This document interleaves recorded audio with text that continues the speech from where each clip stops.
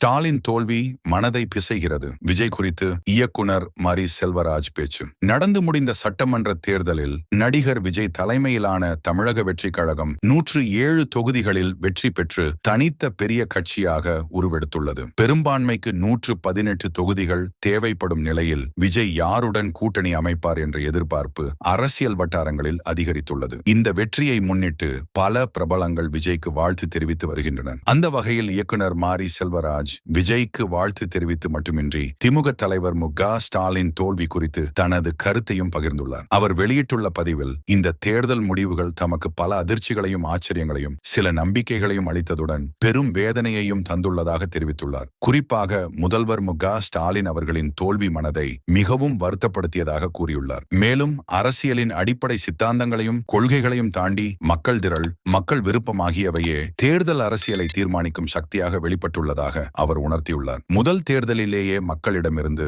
இத்தகைய அன்பும் எதிர்பார்ப்பும் கிடைத்திருப்பது விஜய்க்கு மிகப்பெரிய சாதனை எனவும், தமிழ்நாட்டில் புதிய ஆட்சியை அமைக்க உள்ள விஜய்க்கும் தமிழக வெற்றி கழகத்திற்கும் தனது மனமார்ந்த வாழ்த்துக்களை தெரிவித்துக் கொண்டுள்ளார். மக்கள் பணிகள் சிறப்பாக அமைய வேண்டும் எனவும் அவர் குறிப்பிட்டுள்ளார்.